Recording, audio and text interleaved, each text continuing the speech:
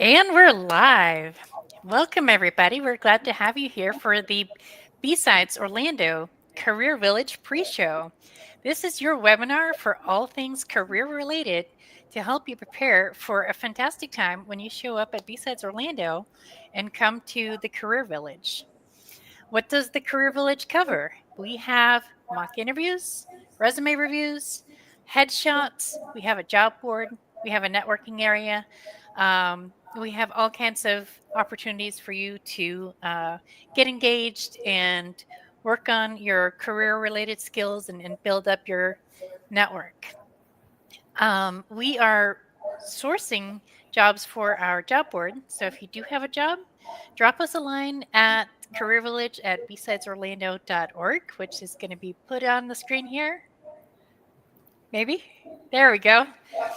So you can find the email right there and send job openings there if you would like to include them on our job board for our attendees to find out about what offerings you have. We are going to have we have several people already signed up volunteering for the Career Village for mock interviews and resume reviews. So make sure when you show up, find the QR code for the Career Village or find a volunteer that has a QR code on their keychain. Scan that QR code and get your spots. Spots are going to fill up fast, so make sure you sign up. Tonight, we have two wonderful presenters, and we're really excited for the talks tonight.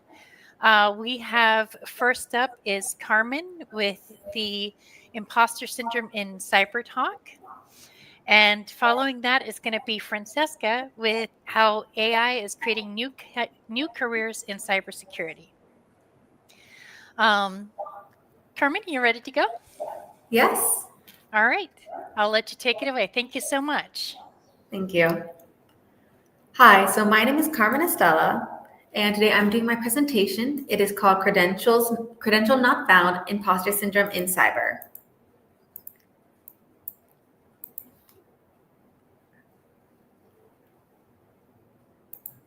So moving forward, some fun facts about me is I graduated from the University of Florida back in 2024 with my bachelor's in criminology, and I got certified in data analytics and fundamentals and applications in AI. Soon after graduating, I started my journey at University of Central Florida, getting my master's in digital forensics. And I recently presented another talk, Social Engineering Your Network, Hacking Human Connections, over at HackRedCon 2025 in Kentucky. So a reason why I'm doing this talk is honestly my first conference happened back in 2024. I went to HackSpaceCon, and I was there because I was accepted on a scholarship from the Information Technology Institute for Advanced Study. And within my group, I found that I was the only person there who did not study engineering. I felt out of my depth, unprepared, and I would try to reach out and make friends and talk with people, but sometimes they would use a lot of jargon or terms that I did not understand, and I would walk away not knowing 75% of the terms that were just said. And it was really bothersome, almost a bit scary. So following that, I went to lunch. I was trying to make friends. And when I was there, I was talking to people. I realized, oh, okay, it's not as bad. These people, they understand where I'm at. They understand I'm new. They're helping me learn a lot.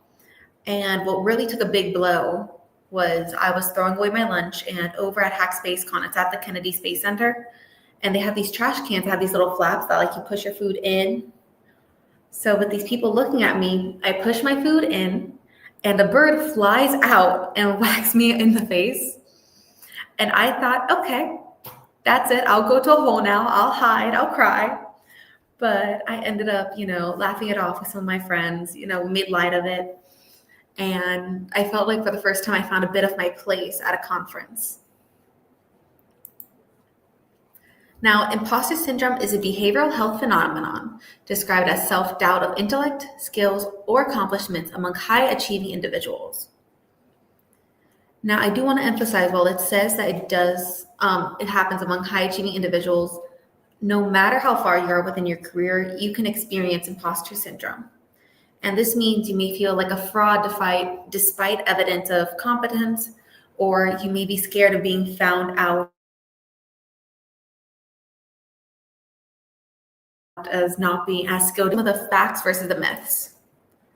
So, myth. It is a medical condition. Imposter syndrome is not a medical condition. It's just something that you can work on and you can improve. Another myth is it only affects those seen as successful. Now, like I said earlier, it can hit anyone. Even if you are a beginner and you're at your first class and you don't understand anything, it can still hit you. And this next part might seem almost counterintuitive, saying like another myth is it only affects beginners, but it can also affect those who are seen as successful. No matter where you are in your rankings, anyone can experience it. Now, some fact is it is common, especially among high achievers. And another fact is it is not tied to any career, stage, or demographic. So no matter what your background is, or even if you may not even work in cyber, you can still be influenced by imposter syndrome. So how common is it? Are you at risk? So they do say 70% of people experience imposter syndrome. This statistic was reported by the Imposter Syndrome Institute. And as we focused on prior, it affects all industries and career stages. The main reason why I wanted to point this out is to help normalize the experience and show how widespread this is amongst people. Now, what are some signs that you may have it?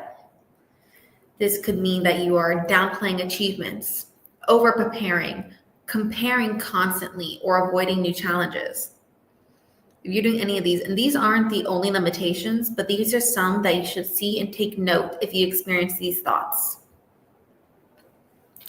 So why should we in cyber focus on that? Why does that hit us really hard? Well, as we know, especially with AI rising, and I know a lot of people talk about AI, but it's that the world of cyber and tech is constantly changing. The platform that we saw 5-10 years ago is not the same platform that we are working with today. And what we work with today may not even be the same as next year. We need to stay on our feet, stay on our toes, and that can make us more susceptible to imposter syndrome. Working in cyber also means there are high stakes and pressure because we are focusing on protecting people's data.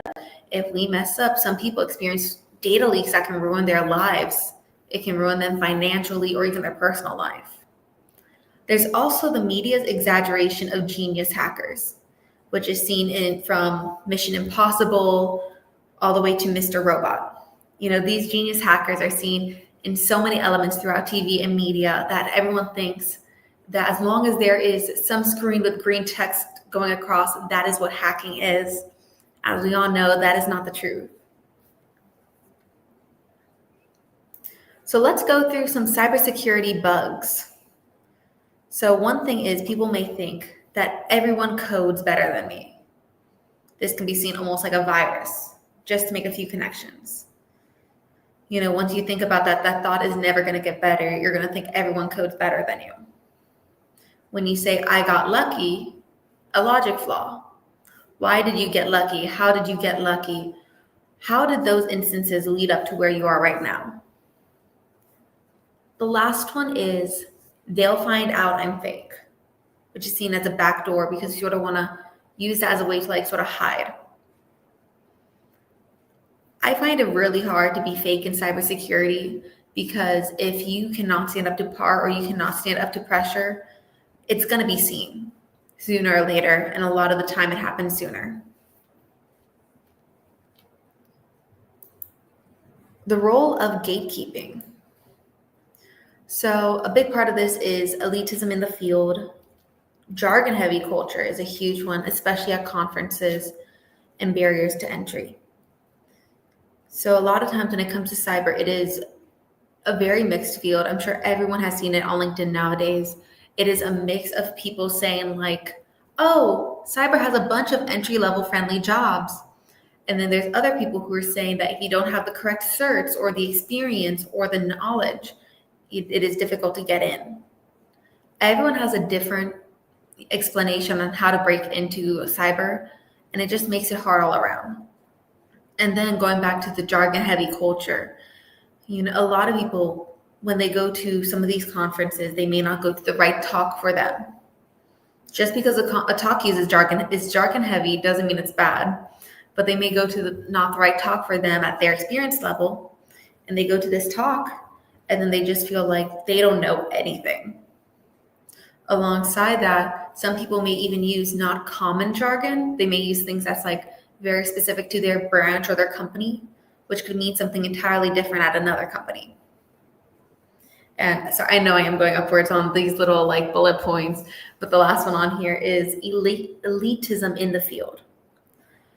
I know a lot of cybersecurity specialists now, they go on, YouTube and LinkedIn, and that is not bad at all. But sometimes when that happens, it makes it very hard to just connect with some people, especially when you see someone and you think, oh, they are so popular, you'll never get to them. It's like, no, everyone's a person. You just need to face it as is. We're all flesh and blood. And sometimes you just have to go and approach and say hi. Now, what is the difference between self-doubt and humility? So self-doubt is thinking, I do not belong here. That is when you go into a conference room, you don't understand anything, and you just start internally panicking. The other side of that coin is humility, knowing that you can learn more. I really want to go and express the distinction between the importance of self-doubt, which brings you down, or humility for growth.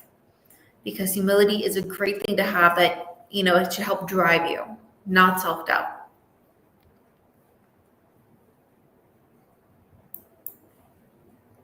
So, impact on cyber careers. Why does it matter that you have imposter syndrome? How does this affect you outside of your own head? Well, first off is missed opportunities. If you don't talk, you're scared to go out and make a mark, you're scared to work or even take that first step, you are missing opportunities. And these may not even be huge job offers or anything, but it could be something as simple as, oh, you don't think you can handle Hack the Box or try Hack Me. Then you miss using these free utensils and these free tools. Another risk is burnout. When you are constantly thinking that, you're fake, you're not worth it, you can't do what everyone else is doing, it causes burnout. It causes you to no longer want to be at work, no longer want to grow. Once you clock out, you don't want to keep learning. It makes you lose your passion. And with tech and with cyber, passion is a big driving force because you need to stay on top and keep learning. And the third impact is lack of confidence and skills. Now, I'm a huge preach on confidence. I say always make the move. Don't be scared. I know it's harder for a lot of other people to do that. But the thing is, confidence is a driving force. And if you don't have confidence, especially when you come to these events or you're trying to learn, or even if you're on your own, just on the computer, if you don't at least get enough courage to try, you're not even going to know if you would fail. And you're not going to know if you would succeed. So what we're going to do is we are going to reframe the narrative. Just to emphasize here, I'm learning does not mean I don't belong. And I really want to emphasize this for students who go to these conferences, because they may be like me, someone who had not a lot of tech experience. My background was criminology and crime. And then I'm over at a cybersecurity conference learning about technology and like seeker files. These are just, it's great to just know that if you don't understand, you can learn. And if you make a mistake, that's just an opportunity for growth. I've gone to places, and if I don't understand what someone's saying, or if I make a mistake in what I'm trying to phrase, I just ask a question. If someone corrects you because of a mistake, don't take that as doubt in your own skills and knowledge, but take that as an opportunity to grow. It is vital to reframe these thoughts to make it something productive. So how do we do that? What are some patch management strategies? Well, first off is mentorship and community. There is a community for you. I know off the top of my head, I was just thinking of Women in Cybersecurity, Information Systems Security Association, and Information Systems Audit and Control Associations. I want to emphasize these are not the only communities out there. And there are some communities that are so wide and anyone can go. And there's some communities that even focus on, students, or if you are a minority, there is some community tailored to you and what you want or need. Alongside that, if you feel like, you don't want to be part of a network like that, there are also so many discords where people meet and just talk about their journeys. I mean, I went on a Coursera just to learn a bit. And just from that Coursera, it connected me to a Discord where people and I talked about the course material, what we're learning, what I got wrong, what they got wrong, how we can improve. So I'm just very big on finding that network. Alongside that, you need to focus on your confidence file or track wins. This could be something as simple as posting on LinkedIn or writing in a notebook that no one sees but you. But I find it really beneficial to just write down your wins, even if it's something small, like I spent 15 minutes today watching, a video about Linux on YouTube. That's still a win. That's still progress that I'm making. And even if it's not something, huge or celebratory as a certificate, it's just you logging into Try Hack Me and doing a challenge. That still should be documented. And also, and this part may sound a little bit like nerve drawing for some people, but share your story. You're not alone, and a majority of people, 70% as we saw earlier, experience imposter syndrome at least once in their life. Sharing your story might help give someone else the confidence to make strides in their career. So I know I said earlier I was huge on building communities. So let's talk a bit about building community. How can you find allies? How can you join groups and network? So for me, a huge tool that I found at first was LinkedIn. I would just simply I would search up cyber. I would see some of the posts, some of the discussions that were trending. And a lot of people would mention something like, for me, with what I was searching was women in cybersecurity. And I, would attend those mentorship programs, and they do a bunch of extra training that you can just hop in and join. Alongside that, what I've also done is I found people, one-on-one. I'll see what they post, and I'll simply, request to connect. If they accept, I'll just say, hey, thank you for connecting. And I'll ask a question about something they have, and they may find it interesting. Or even going to some of these conferences, you can find a community there. Like there's Career Village that we're at. There's so many different villages, like Adversary Village, Red Team, Blue Team, Purple Team. You will find something that suits your needs and your wants. And you don't even need to be super far in your career with this. It is beginner friendly, and they have resources that can help you all the way up to experts and beyond. Alongside that, something I found that was super big in cyber, at least in my experience, that I really liked was a lot of them contribute and give back to the community. So I've been a part of a few internships. Every time I've been in an internship, I'll be talking to the mentor, and they'll tell me like, listen, when you finish, give back to the community. It's give and take. And it's just something I truly appreciate. And even if no one gave me that opportunity back at HackSpaceCon 2024, I would not be in my current master's program. I would not be going to these conferences. I wouldn't be doing this, which I love.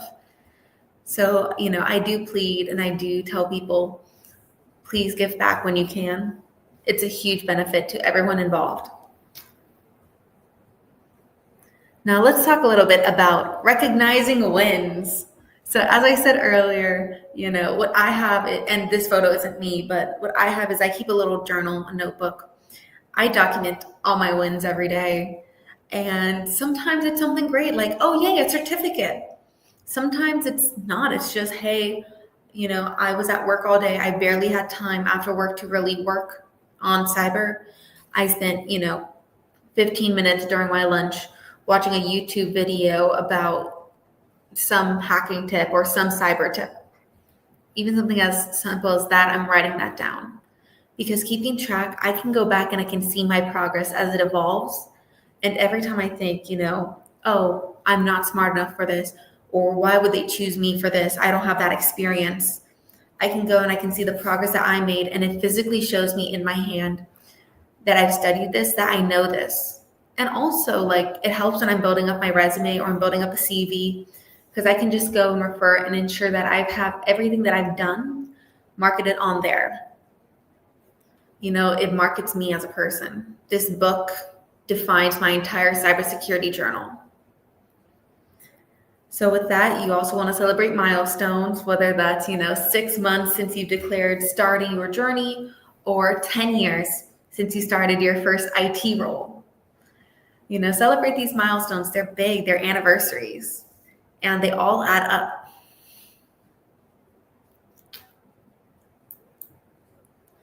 So leaders feel it too. Whether you're a CISO who are experiencing imposter thoughts, confidence doesn't equal absence of doubt. You can be one of the best in your field and you can still think that you're not the best. And because of that, you shouldn't be there. That is not true. And this may sound, a little bit redundant, but as I was saying, anyone and everyone can go and experience imposter syndrome. And, as we talked earlier, this isn't something that should be taken lightly. This is something that needs to be seen and it needs to be addressed. Whether that's talking it out, reflecting on your own journey, or my personal favorite is reframing it. It's something that needs to be done in order to keep improving.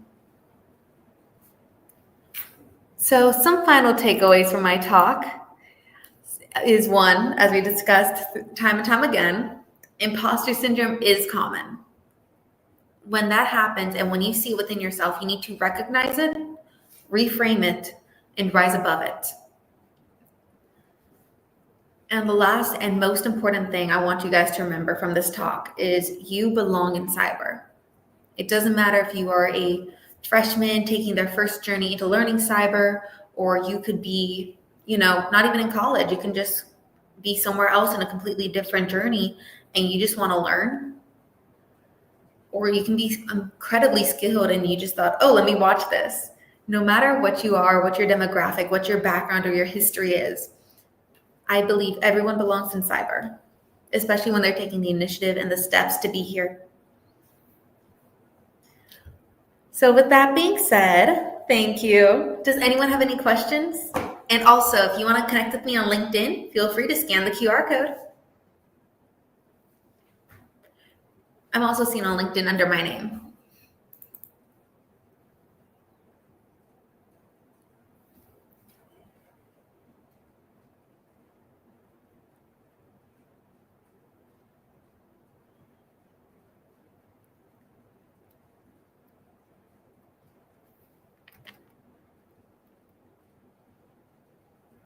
You're muted.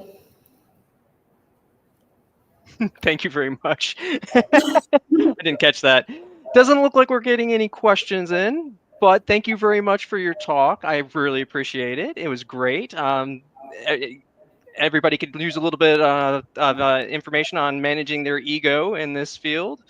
And I really liked the part about managing or keeping track of your wins. And also that would be great for portfolio work too, like building a portfolio. It's double win there, in my opinion. Well, thank you very much, Carmen. I'm going to take you off.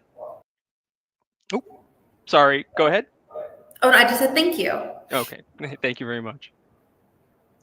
All right. Next up, we have Francesca Sala. She's going to be doing a talk on how AI is creating new careers in cybersecurity. All right. Francesca, you are muted still. Hello, everyone. Thank you for the introduction. Mm-hmm. All right, I'm going to take my...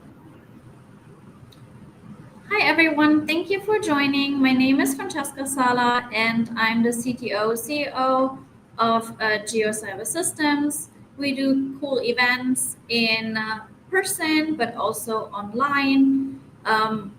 The principal of Geo Cyber Systems is Philippa Burgess, and we're doing amazing projects where we are highlighting AI, cybersecurity, geospatial, and other topics that we are trying to be on trend with.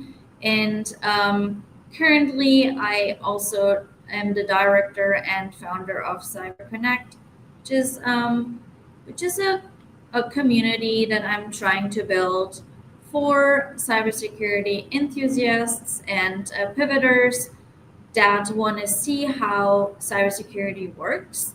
And I'm inviting professionals from cybersecurity every fourth of Saturday to join us, and it's free. And let's start the presentation. Thank you for inviting me and being here. So I'm also a NICE cybersecurity ambassador. That's how I got into cybersecurity. I started my cybersecurity journey 8 months ago, actually, and due to LinkedIn, my previous representative was talking about that, and she mentioned LinkedIn as well as a source. And I think that LinkedIn is fantastic to just get connections, network. I don't think that I've ever had a negative experience on LinkedIn so far. So it's worth also paying the premium account if you are interested in that.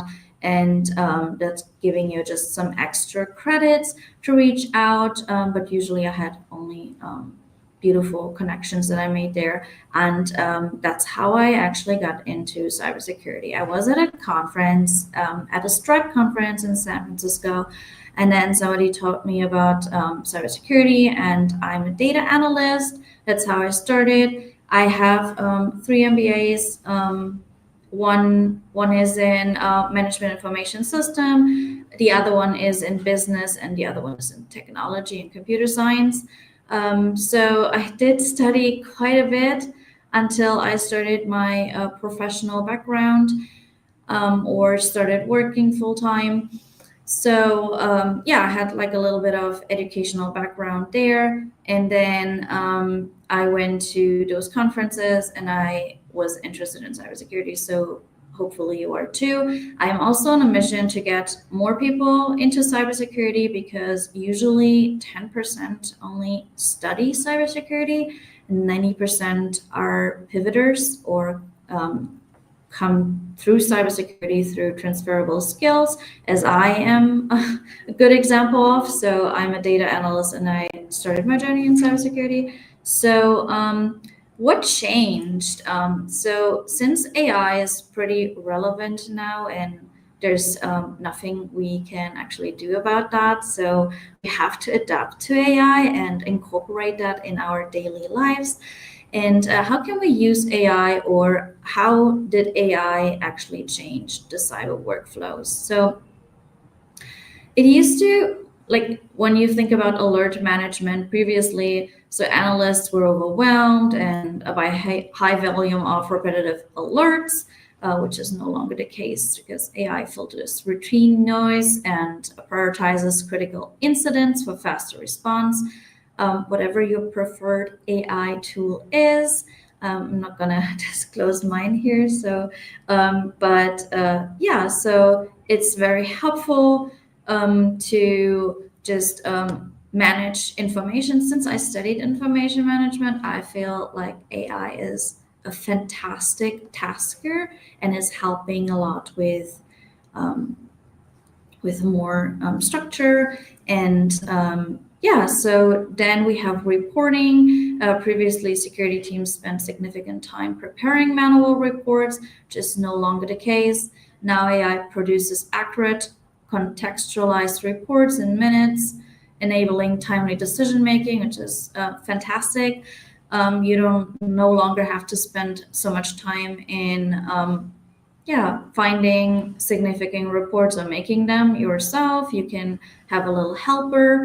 And then mentioning threat detection, previously identifying anomalies required extensive manual investigation. Now it's no longer the case, so AI detects that very fast. I've been to many conferences this year.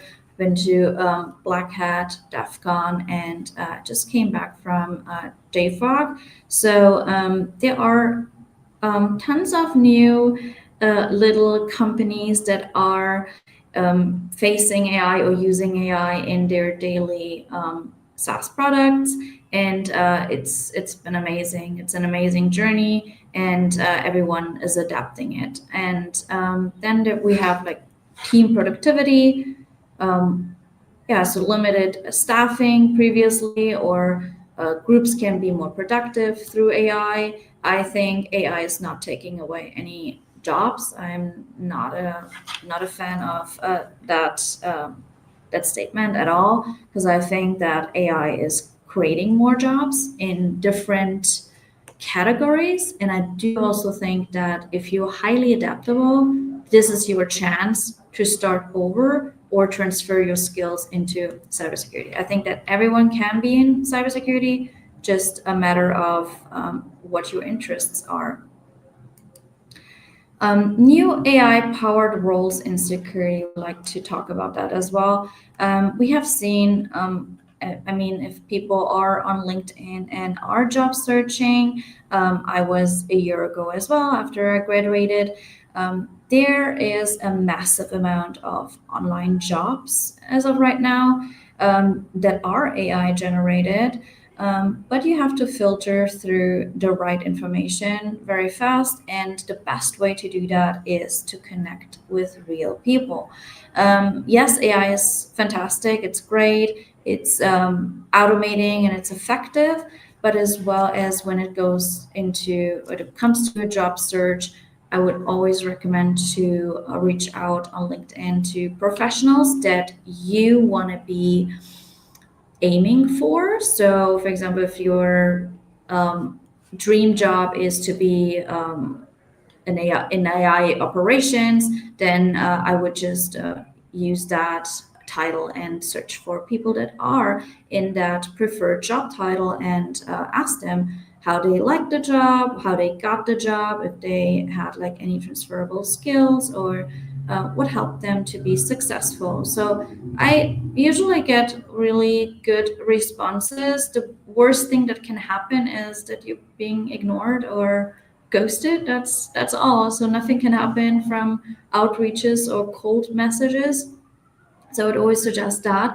And the new AI-powered roles in security are security enablement leads, AI-driven detection specialists, LLM security engineers, AI operations or professionals, and then cyber AI trainers, which we have seen a lot right now because the demand is, since I'm a data analyst and studied information management, it is very effective, or it is very in demand to train those AI cyber trainers, since there are prompts that are not natural language, and it's more difficult to train them. It's not intuitive. And also when you're using AI tools, always make sure that you double check what comes out of AI and the chatbots, because sometimes it's just about your prompt. Once you figure out what you would like to have as a result, you will be getting better results, and you can optimize your search, which is great. And transferable skills, as I mentioned previously, that are shaping the workforce are skills from outside. Traditional cybersecurities are becoming more critical, like cloud knowledge, for example. So I know a lot of cloud people that transfer their skills into cybersecurity. You can be transferring any cloud knowledge.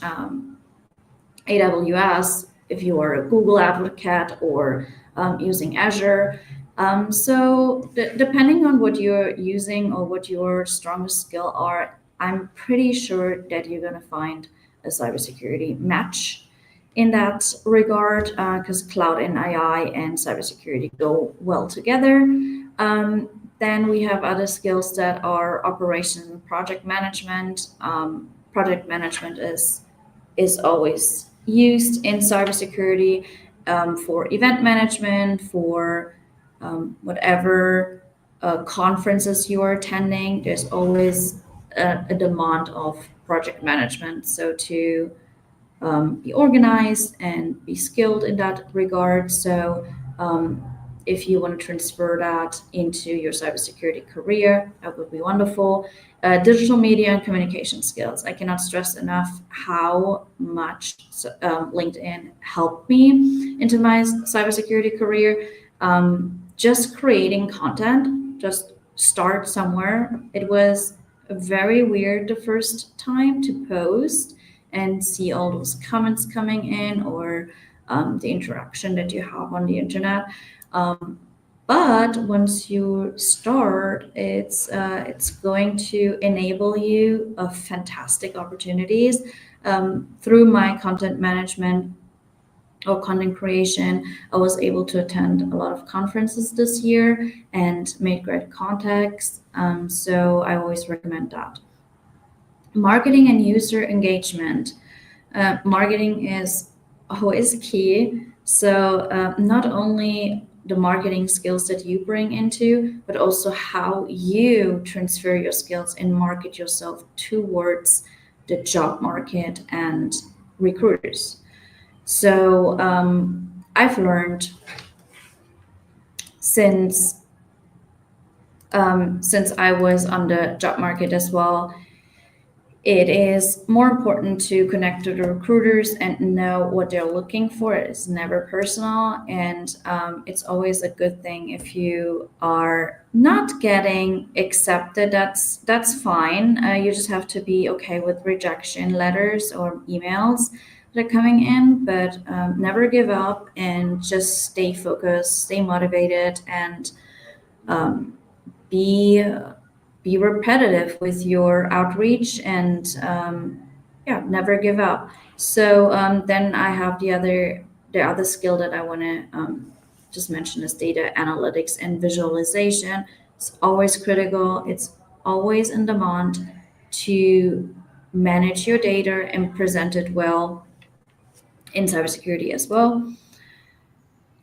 So now when we're exploring the path into AI influenced security, some practical entry points for newcomers and pivoting professionals.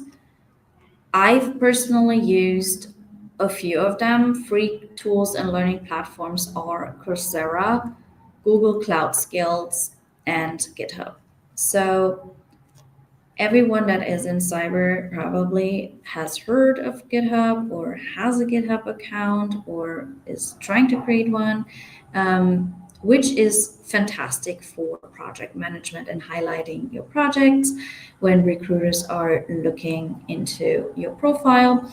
And always remember that you have to stand out in front of or through a ton of competitors. And the way you can do that is by just finding the person who posted that job and reach out to them and highlight the skills that you think you're good in, and just try to make a personal connection, because most of the times that's what recruiters are looking for. And it's always better to be reaching out directly than to be passively applying to jobs. What helped me as well are open communities. Women in cybersecurity was mentioned before, which is great.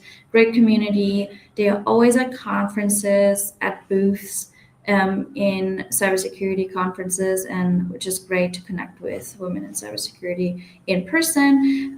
Then we have a GDG Cloud Security groups, which you can join, which are free.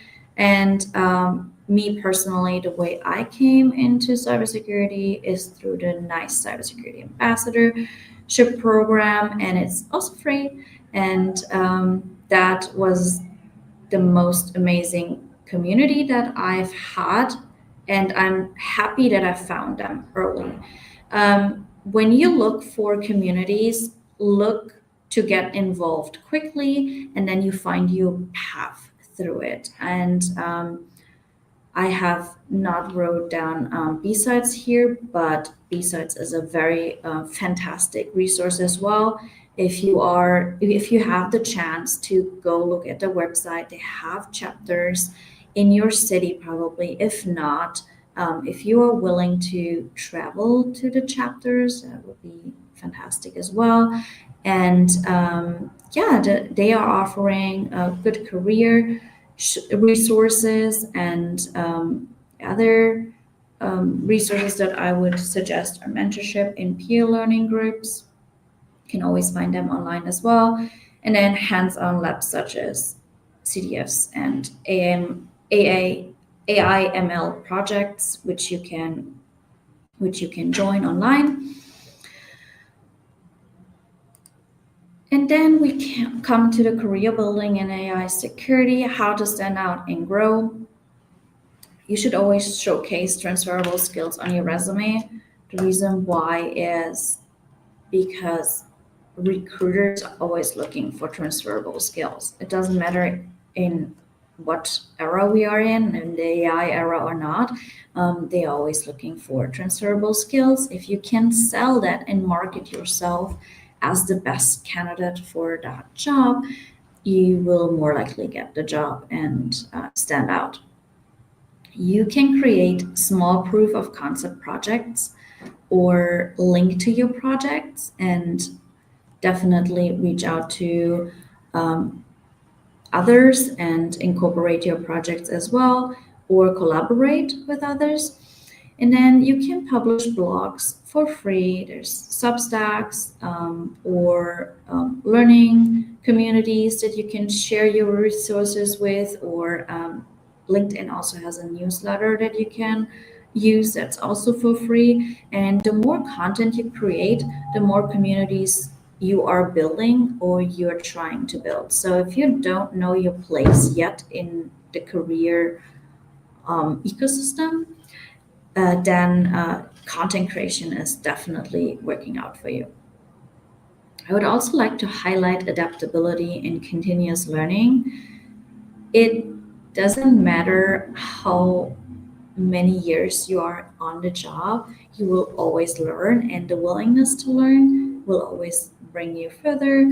And especially with all those free resources on the internet, you can always get certifications for free or do skill boosts. Microsoft has great skill boosts as well, and Google also has free resources. And so just look around which companies you are identifying with, and try to adapt your continuous learning. Connect with professionals in AI and cybersecurity networks. That's really important. Go to in-person meetings, go to chapters, learn about that, and always be open-minded to build your own network and reach out to people. So that's really important. Are there any questions about the cybersecurity aspect and AI? I want to finish my talk by saying that I've been in the same situation as you all are. If you a person that wants to transfer, then I want to say that please do not give up. Stay motivated within your search. There will be a lot of rejection letters coming at you. Don't take it personal, but the best approach to the job search is definitely through outreach and be motivated, stay motivated, believe in yourself. Nobody was born in cybersecurity, so just keep that in mind. There are no resources or no courses that you were born with cybersecurity knowledge. Everyone had transferable skills at some point, and they used that, and they made a career out of it. And it's just the people that you know and you're willing to get more connected and just work on your communities, build communities. And that's why B-Sides is fantastic. So I hope that you guys learned something from this talk, and yeah, hopefully we can connect in person at B-Sides Orlando. Thank you for the opportunity. Hi, thank you, Francesca Sala. It was a great talk. I'm going to bring in Carmen again as well, and we're going to go ahead and say goodnight for the evening. I want to remind everybody that we're going to be at the Career Village. So go to bsidesorlando.com and get your tickets. Next week, we are going to have another pre-show Thursday as well at 6 o'clock. That is going to be How I Weaseled My Way into Cyber: A Journey from Music to Maritime to Blue Team by Kyle Ford. I'll get that fixed. And here is a link for that. All right. Thank you very much. Very, very much appreciate you guys' talks. They were wonderful. Thank you very much for putting all the time and effort into them. We really appreciate it. Thank you very much. All right, Thank you. everybody. Thank you so much. Bye. Have a good night, everyone. See you. Bye. All right.